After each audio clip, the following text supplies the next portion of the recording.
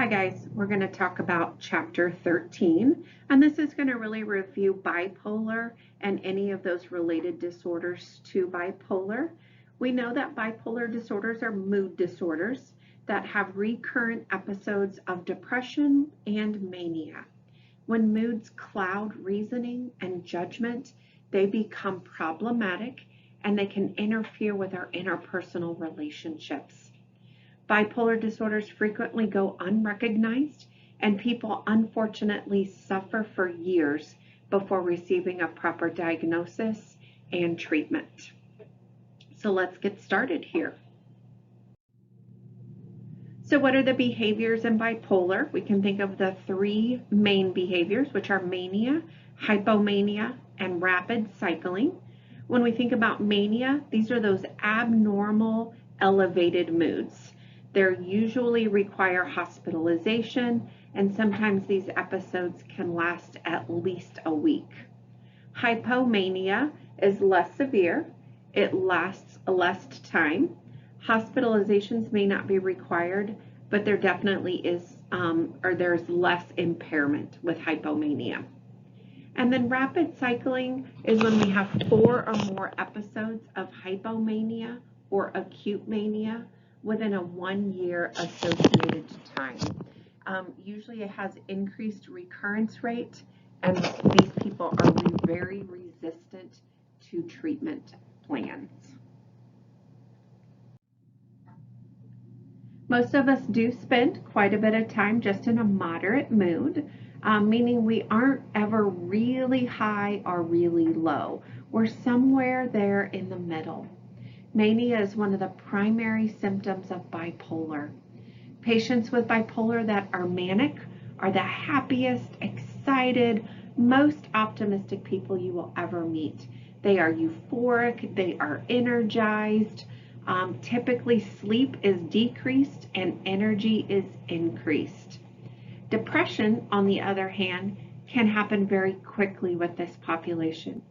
Bipolar is characterized by periods of mania or hypomania that alternates with depression.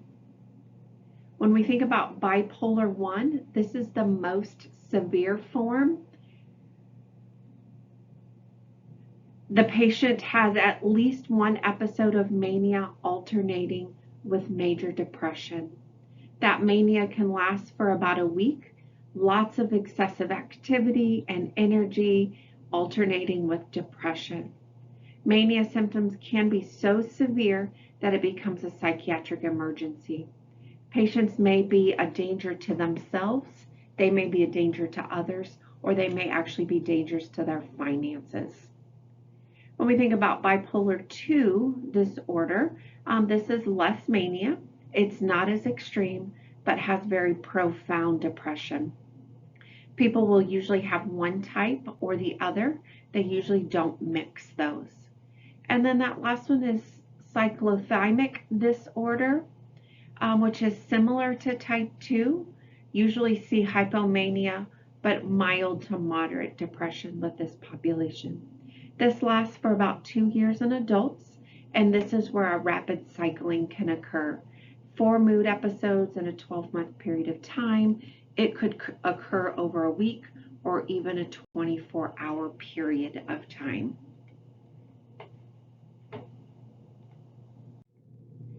And I really just liked this slide because you could see the continuum with bipolar 1. You can see that really hypermania with that major depression. It works the entire continuum of those symptoms.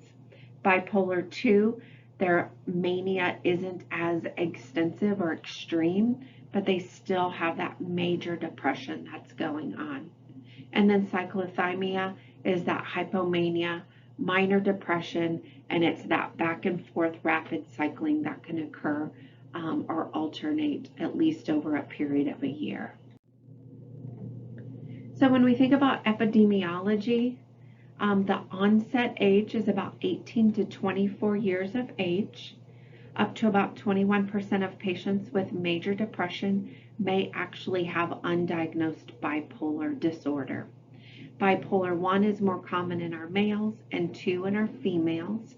and cyclothymia usually begins in adolescent or early adulthood. There does seem to be a connection between severe postpartum depression and bipolar for women. Some of the risk factors are genetic. 80 to 90% is hereditary, so that is huge. So this population diagnosis really runs in the family much more often than most diseases. As far as psychological factors, we can think about neurobiological. So we have a mix-up of all of those neurotransmitters. There's an oversupply possibly causing that mania, or a lower supply is causing the depression. Neuroendocrine disorders, this is how the pituitary and the thyroid are playing a role in our metabolism. Hyperthyroidism can cause our patients to have mania-like symptoms. Hypothyroidism often is linked with depression. And then environmental factors, what is the stress within that environment, and is that triggering some of our mania or the depression in this patient population? So let's look at our nursing process and work through that step process. So the first thing we do is our assessment. When we perform our assessment on our patient with a diagnosis of bipolar, there are 4 main focuses, and we're going to focus on mood, behavior, thought processes, and cognitive function. So when we think about mood, when the patient is in that manic state, they can be very euphoric. They have an overwhelming sense of self. They're very self-inflated, and that point of view is very self-directed. They may laugh at jokes. They may continuously talk. They may create elaborate schemes to get rich and famous. These patients can become very convincing. They are very confident in what they are talking about. They are busy during the day. They're constantly moving. They're not eating. They're not sleeping. And this is when a patient can also get into very much financial troubles. They have excessive spending, use of credit cards. They may be giving their money away or their prized possessions. The next one is behavior. Again, we've talked about that nonstop physical activity. They are not stopping for eating, sleeping, and they are just physically becoming exhausted. If they do not get treated, this could end up in them dying. So we really have to watch them closely. Their dress may be very outlandish, very bizarre, colorful, inappropriate. The makeup on some of the ladies may be very gaudy. They have a lack of concentration. They're unable to follow what you're talking about with them. This is also where very risky behaviors can happen. Maybe an increase in sexual partners that could lead to several disease processes, could even cause large impacts on marriages and divorce rates. When we think about our thought processes, psychosis can occur, especially in that manic phase. And cognitive function, their deficits are seen because of just that inability to focus. With multiple episodes of mania, cognitive function continues to decline, which potentially leads to a cascade of problems. As we continue that assessment, we also want to assess their speech patterns. Pressured speech, these patients are speaking very fast, they are frantic, they are conveying urgency in whatever they're talking about. Most of the time they are loud and incoherent. It is nonstop talking without any interest in any conversation whatsoever. The next one is circumstantial speech. This is adding unnecessary details when communicating. Patients will eventually get to the point. So my example is, I plan to have my oil changed today. When I got in my car, I noticed that the leather on the seat was dirty. The dog, we got a brown and white beagle because Jim insisted upon it. He's a barker. That's how things have gone since we got married in 1986 at a lovely church. I'll never forget the minister wore a green suit and dirty shoes. After I cleaned the seat, I drove to the garage and 4 guys swarmed around the car and changed the oil. So you can see it started with the oil being changed, it ended with the oil being changed, but the patient does get to the point, but there's lots of unnecessary details in the middle, and that is our circumstantial speech. When we think about tangential speech, it's similar to circumstantial, except that the patient never gets to the point. So he did the laundry that day because it was Saturday. On Saturday, I always watch Ninja Turtles on television. Have you seen those 60-inch televisions? Giants. I used to think of giants as I fall asleep, and I thought that sleep activated them.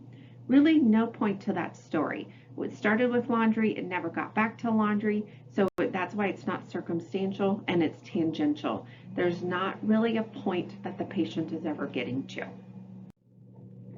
Loose associations is this next one that we want to talk about, and these are when their thoughts are very loosely connected.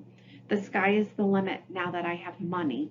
I took a flight, from Kennedy. Drinking beer is a belly full of bags. So you can kind of make the connections with their thoughts, but they're very, very loosely connected. The next one is flight of ideas. This is the continuous flow of accelerated speech. They continue to talk and talk and talk. They go from topic to topic, and there's constant ideas that are coming out. How are you doing, kid? No kidding around. I'm going home. Home sweet home. Home is where the heart is. The heart of the matter is I want out, and that ain't hay. Hey, doc, get me out of this place. Right? Talk, talk, topic, topic, constantly talking. And then your clang associations are those ones where they're stringing together words because they rhyme. Cinema 1 and 2, last row. Row, row, row your boat. Don't be a cutthroat. Cut your throat. Get your goat. Go out and vote. And so I wrote. So you can see they're just rhyming words that are continuing to string together. And then as we assess thought content, grandiose delusions, they have this really inflated view of self. They may exaggerate their achievements, how important they are. There's lots of I statements that go on.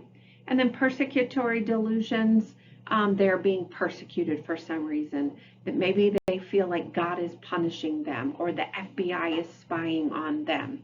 Sensory perceptions may become altered as that mania escalates, and hallucinations could also occur. So this is actually in Moodle for you to review. I thought it was a really great picture of symptoms of a patient with mania. You can see the dress is outlandish. It's very colorful. It doesn't make a lot of sense because she's digging in the dirt with her heels and her scarf, and you can just see all of the thoughts going through her mind. So if you think about dig fast, those would be primary symptoms that you might see in a manic state during a bipolar episode. As we have talked before, we do want to make sure we're doing a self-assessment, and this is really important when we're dealing with our patients with mania.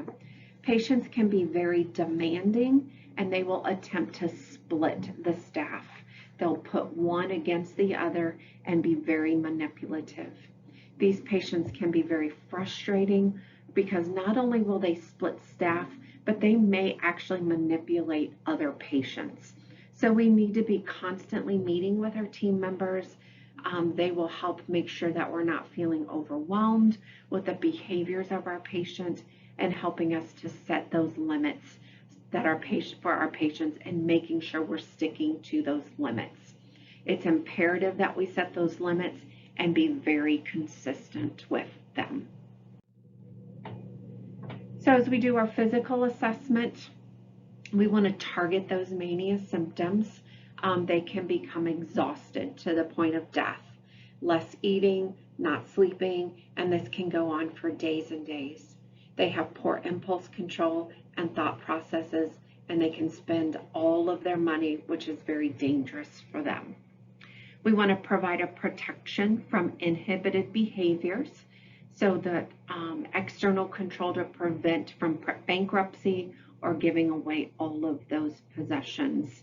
We can also see some changes in that sexual practices where multiple partners may come into play. They will probably need hospitalization to help control some of those manic symptoms and the physical exhaustion. Coexisting medical conditions, there's a really long list of these that can exacerbate bipolar.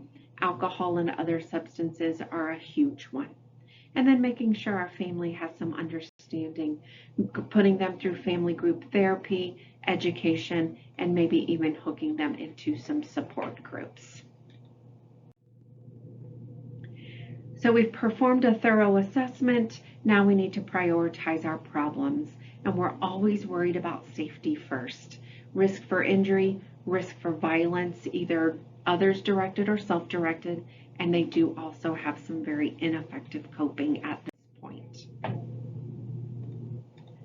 And we've talked a few of these as far as psychosocial assessment. When we think about mood, if the concern is depression, we need to use some assessment tools. And we talked a little bit about those this week, those tools that are out there for depression.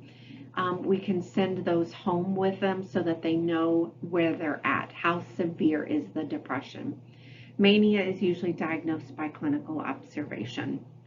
Cognition, if they have a decreased concentration with depression, in manic phase, judgment can be impaired by rapid, disjointed, and distorted thinking. Grandiosity will also interfere with that cognitive function. Thought disturbances, they may hear auditory hallucinations. They may have some delusional thinking that may be a part of that big bipolar picture. Stress and coping, stressful events often trigger mania or depression episodes. So they need to determine how is that patient coping with this? What are their coping skills? What are some interventional strategies that we can try to apply?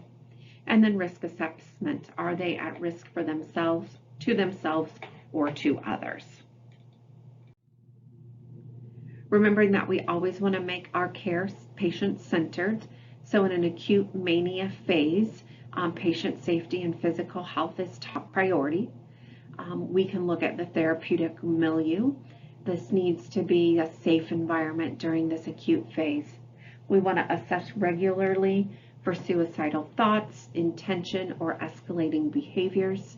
The milieu should have very minimal stimulation, and we want to make sure we're protecting that client from poor judgment and impulsive behaviors. Making sure that we're maintaining their self-care needs and communicating in a very calm, matter-of-fact approach. But remember, we have to be consistent, and we have to set some of those limits and be consistent with those. So as we've done our assessment and we've set our priorities, our outcomes or our goals need to be established. And just like depression, we need to base our goals and interventions on what phase our patient is in. And if you can remember from the depression phases, they're very similar. In that acute phase, the goal is immediate hospitalization. Safety is our biggest concern. Once we get them out of that acute phase and we know they aren't going to harm themselves or wear out themselves from exhaustion, then they can move to that continuation phase, which is helping them get on their meds, getting them involved in rehab. If they have other issues, maybe we're doing substance or alcohol, maybe we need to get those also into some type of treatment plan. And then they can move into a maintenance phase. And that's a pretty long period without a relapse. We're going to limit the severity and duration of hopefully of any future episodes. So now we can plan. Medical stabilization is priority to prevent physical exhaustion. We want to maintain that safety if they're a harm to themselves or to others. And then we want to just meet their needs based off Maslow's hierarchy of needs. And you should be very familiar with that. First level is those physiological needs, and then we move up from there. And again, this is just another great picture of our overall patient with bipolar. You can see the symptoms with mania there on the left, that outlandish dress, and then you can see the symptoms of depression on your right. This picture also is posted in Moodle. So what are some pharmacological interventions that we want to think about? We're going to give mood stabilizing drugs. Lithium is the most widely used mood stabilizer, and that's the one we're going to really focus on with this chapter. So it is the first choice of therapy. It's typically given for the mania, but it can also help control some of the depression. It typically takes about 7 to 14 days to become effective. In the meantime, we may need to give a benzodiazepine to help bring down some of those mania symptoms or to prevent physical exhaustion until that lithium can really kick in. As the lithium becomes more effective, we can taper off those antipsychotics and those benzos. Remember, lithium is not a cure, but just helps manage those symptoms. The biggest issue with lithium is that it has a very narrow therapeutic window. So we want to have the lowest blood level that we can have without signs and symptoms of toxicity. And here are some of your symptoms of toxicity, and this is on page 234 in your book. Expected side effects may include slight tremor, polyuria, nausea, vomiting, and lethargy. Really, those aren't too super concerning. If we're talking about early signs of toxicity, these are going to be your more concerning. Maybe some confusion, GI upset, slurred speech, muscle weakness. Their blood level is going to be above 1.0, and then anything up to 1.5, we may have to hold that medication, continue to measure those lithium levels, and dosing reevaluation by the physician. If they have advanced or severe signs of toxicity, we're definitely holding that medication. If severe toxicity, we may need to get that out of their system very quickly. So lithium levels have to be drawn very frequently. Initially, it's every 5 days, and then after every dose change. Once we meet those therapeutic levels, we draw the labs monthly. Once the patient has 6 months of stability, then those labs can be drawn every 3 months. 2 long-term risks of lithium therapy is hypothyroidism and kidney function. They can lose that ability to concentrate urine. So contraindications for lithium are going to include renal function and thyroid function. And this is just another slide here that's talking about lithium and lithium toxicity. So just be aware that if they are toxic, we've got to just hold that med and get it out of their system. I do have this emergency care alert. If symptoms of moderate or severe toxicity, meaning your cardiac arrhythmias, maybe they've blacked out, tremor, seizures are noted, we're going to withhold additional doses, immediately obtain a blood sample to analyze that level, and then push fluids if the patient can take fluids. And then we're definitely having them contact the physician for further direction about relieving any of those toxic symptoms that are going on. Some other mood stabilizers that we can consider if they're not a candidate for lithium would be Depakote, or that divalprox sodium valproate. This is a lithium non-responder, but we do want to make sure we're monitoring liver function and platelet count with that one. Tegretol works effectively on patients with mania that are paranoid, angry, versus that mania that are euphoric and over-friendly. So again, if we have a mania episode in our patient that's very angry, the Tegretol may do a little bit better with that. And then Lamictal is that first line for bipolar if lithium does not work. The unfortunate Serious skin disorder with lamictal is Stevens-Johnson syndrome. It's a dermatological reaction that could be very life-threatening. So just know that if you're giving lamictal, you're educating on those skin issues that could potentiate.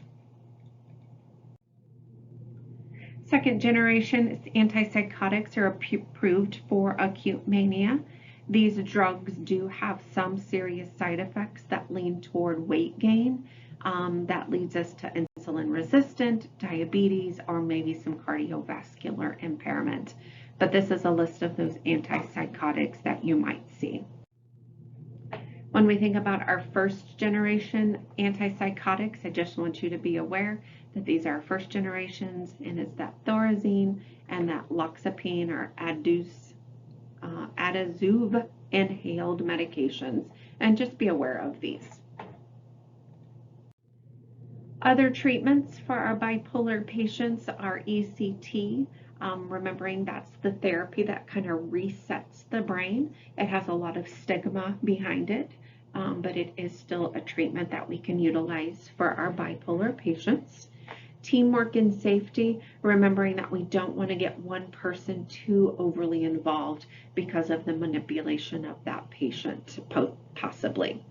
Seclusion protocol, support groups, health teaching, and health promotion are other treatments that we could think about. And then the final part of our nursing process is evaluation. We want to make sure that those goals that we set as far as stabilizing mood, enhancing quality of life, those are our desired outcomes, and did they meet those outcomes or those goals? Using primary tools, nursing observation, patient self-report. If they're not meeting those goals, then adjusting those goals and intervening as we need to. And that concludes our chapter on bipolar. If you have any questions, you can shoot me an email or we can chat about it in class. Thanks, guys.